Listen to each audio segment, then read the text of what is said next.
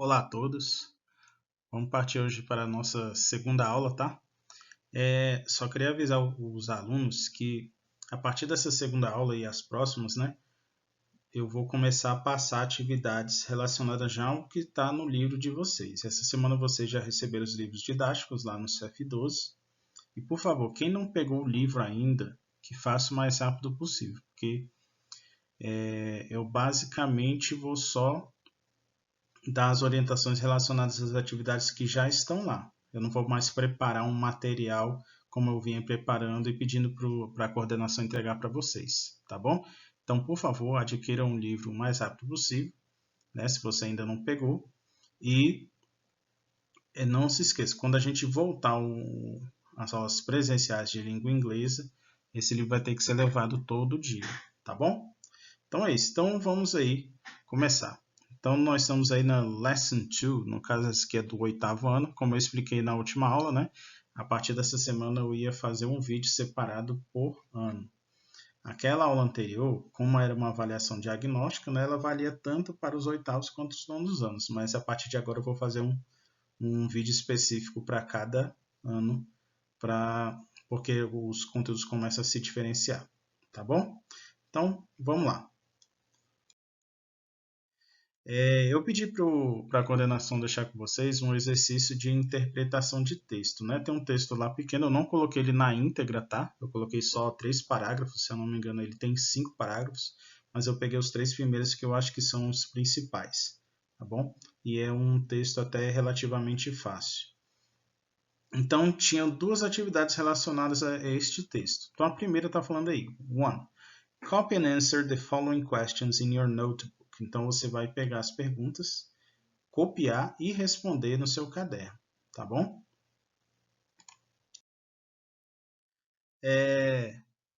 Como a gente na primeira aula já fez uma revisão bem detalhada, né, de conteúdos de anos anteriores, então basicamente assim, as perguntas que vão aparecer aqui para vocês interpretarem do texto são bem simples, eu não vou me alongar tanto nelas, tá ok? Então a primeira aí, question A, who is Winnie Tikuna? Né? Quem é o Winnie Tikuna? A pessoa que está narrando o texto, né, é justamente ela. Aí ela vai falar quem ela é logo no início, né? Vai falar um pouco sobre a vida dela, né? Ela é uma mulher de origem indígena, então vocês têm que se atentar principalmente a esses detalhes, por isso que ela tem um nome tão diferente, né? Então a primeira pergunta é bem simples, nem vou me alongar tanto. O que interessa aqui para a gente de novo é a segunda pergunta aí na letra A. What does her name mean? Né? No vídeo anterior, a gente viu que no Simple Present nós precisamos utilizar o verbo auxiliar do. Só que o verbo auxiliar do ele só é utilizado no Simple Present quando o sujeito da pergunta em questão, né, ele está na primeira pessoa do singular, na segunda pessoa do singular ou em todas as pessoas do plural, primeira, segunda, terceira. Quem é a primeira pessoa do singular? I, eu. Segunda pessoa do singular, you, que é você ou vocês também, né? Também pode ser o plural. E nós temos a primeira pessoa do plural, que é we, nós, e a terceira pessoa do plural, que é o pronome they. Só que quando o sujeito da frase está na terceira pessoa do singular, que equivale ao he, she ou it, ele, ela e ele, ela para coisas, animais e objetos, eu não posso mais utilizar o verbo auxiliar do. Eu uso o verbo auxiliar does, que é esse aí. Então, ele é o verbo auxiliar do simple present quando estamos utilizando a terceira pessoa do singular, tá bom? Então, a única função dele é ele não tem um significado em si. A única função dele é formar a frase na forma interrogativa. Depois do sujeito, aí nós temos o verbo mean. Mean significa, o nome já está dizendo aí, significar. Então, basicamente, a segunda pergunta, ele quer saber, what does her name mean? O que o nome dela significa? Geralmente, nomes de origem indígena têm um significado relacionado à origem dela mesmo, né? A origem daquela pessoa na tribo indígena a qual ela pertence, tá bom? Isso ela vai explicar lá para vocês no texto. Então, fiquem bem atentos aí quando estiverem fazendo a leitura. Então, quando eu tenho aí, por exemplo, what mais o mean, então eu quero saber o que algo significa. Então, por exemplo, what does CPU mean? Então, CPU means Central Processing Unit, né? A nossa CPU do computador. Eu posso responder de outra forma também. Eu posso simplesmente substituir o sujeito, né, que no caso aí é CPU, pelo pronome it. Né? Então, quando vocês estiverem respondendo essa pergunta, vocês podem fazer a mesma coisa, né? Que ele quer saber aqui não sobre CPU, mas sim sobre o nome dela. Ok? Question B. Isso aqui é uma pergunta que já foi feito no exercício da semana passada, né? Só que no caso, quando você ia fazer o perfil do colega que você ia entrevistar, você ia perguntar para ele: Where were you born? Onde você nasceu? Aqui no caso ele quer saber só onde a narradora do texto nasceu. Where was she born? Então não tem muito segredo, né? Então só relembrando aí que quando eu tenho was, que é o passado do verbo to be, mais o born significa nascer, tá bom? C. What does she do today? Aqui o vocabulário dessa pergunta nós já conhecemos da aula anterior. What, né, que é o que, qual, quais. E nós temos aí o verbo do, que significa fazer. Lembre-se, quando eu uso do ou does antes do sujeito, ele é só um verbo auxiliar. Mas quando eu uso após o sujeito, ele tem um sentido de fazer. Então, basicamente aí essa pergunta, quando eu tenho uma pergunta que se inicia com what e o verbo principal é o do, significa o que ele ou ela faz, no sentido de querer saber qual é a ocupação da pessoa, a profissão, o que ela faz da vida, né? Então, no caso aí, what does she do today? O que ela faz hoje em dia? A narradora do texto. Então, por exemplo, se alguém pergunta sobre mim, né? What does Renato do? Aí, Renato is a teacher. Então, vou falar a ocupação dele, a profissão. Renato é professor. E, da mesma forma que nós fizemos no slide anterior, posso substituir o sujeito pelo pronome, né?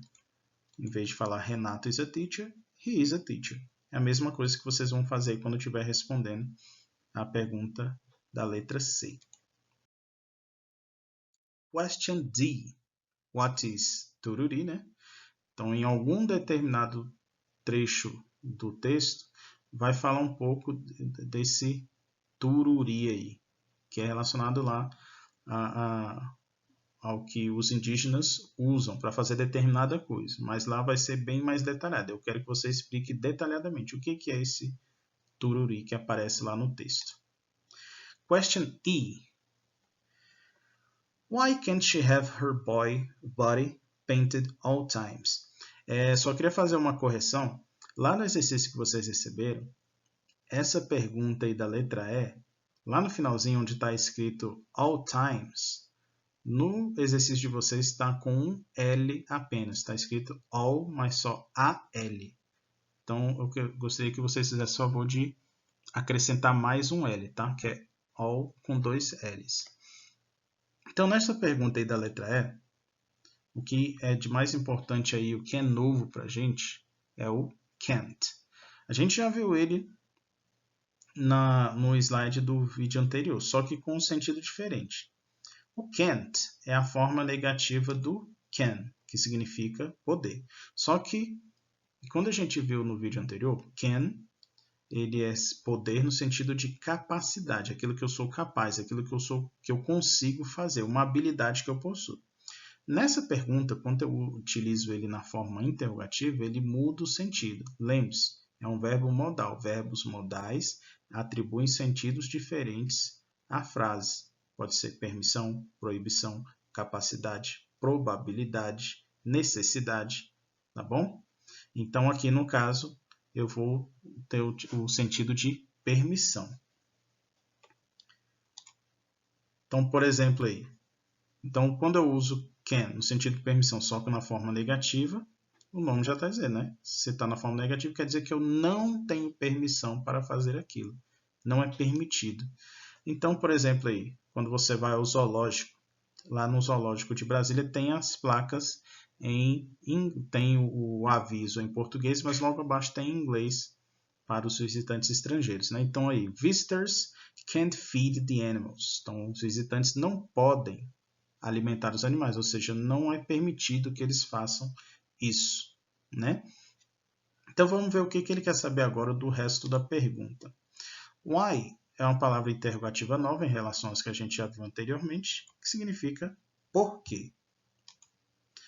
O resto da pergunta é body, que é corpo. Nós temos painted, que é pintado. E aquela expressão que eu pedi para vocês corrigirem, né? O all, com 2 L's, all times, que significa o tempo todo. Eu não vou traduzir o have, porque nós já vimos ele anteriormente, né? Eu não vou colocar aqui no slide, mas nós vimos que ele é o verbo ter, possuir. Mas aqui é o sentido de ter. Então, basicamente, o que está sendo perguntado aqui é por que ela não pode ter o seu corpo pintado o tempo todo?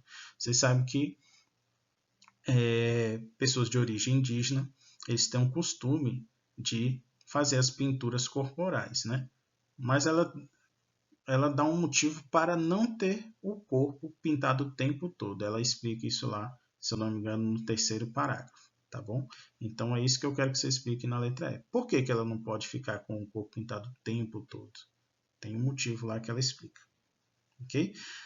Basicamente, são essas as perguntas que vocês devem responder. Então não se esqueçam, copiem e respondam as perguntas no caderno, tá bom? E aí nós partimos para o exercício número 2, também relacionado ao texto, né? Copy the words below and translate into Portuguese. Então eu selecionei algumas palavras de dentro do texto que têm um sentido mais elaborado, para que vocês copiem no caderno e traduzam. Só que tem um porém. Essas aí são as palavras, né? Overcome, odds, indigenous, land, age, fashion designer, to draw, meaning, however, carry out e trend. Quando vocês estiverem traduzindo, o que vocês, as palavras que são mais, digamos assim, um pouco difíceis ou que têm um sentido um pouco mais elaborado, são essas aqui. Odds, age, carry out, só voltando aqui, e carry out. Só que, o que vocês vão fazer? Quando vocês estiverem traduzindo essas palavras, eu quero que vocês deem o sentido delas no texto. Não é para pegar essa palavra isoladamente, jogar lá no Google Tradutor e anotar a tradução dela. Porque se você fizer isso, o sentido dela às vezes fica completamente diferente do que ele está dizendo no texto. Então, apesar de elas estarem aí separadas, eu quero que vocês voltem no texto para saber se aquilo que vocês acharam é realmente o que o texto está querendo dizer. Tá bom? Então, por favor, quando estiverem fazendo a tradução, voltem lá no texto, não se limitem a utilizar apenas o Google Tradutor, tá bom? Porque o Google Tradutor, ele pega aquele sentido que é mais utilizado, que é mais comum e atribui aquela palavra na hora de traduzir do inglês para o português, tá bom? Se vocês tiverem acesso a um dicionário físico mesmo, ou qualquer outra coisa, façam o uso dele para que você consiga chegar ao sentido que o texto quer expressar, tá bom? Essa aula hoje foi mais curtinha porque o exercício em si é bem simples, tá bom? E aí, só recapitulando, a partir das próximas atividades, eu não vou preparar mais um material para que seja impresso e entregue para vocês. Eu vou simplesmente passar a atividade do texto e se tiver algum conteúdo gramatical, alguma coisa que precise de um pouco mais de elaboração, eu vou fazer o vídeo. Mas o vídeo, a tendência é que os vídeos se tornem mais curtos a partir de agora, tá bom? E aí, se tudo der certo, antes do término de março, eu volto e aí a gente corrige tudo que eu passei até agora, tá bom? Espero que vocês fiquem com Deus, aproveitem essa aula, voltem, assistam mais de uma vez se for necessário e façam as atividades, tá bom? Tenham um bom dia e até breve.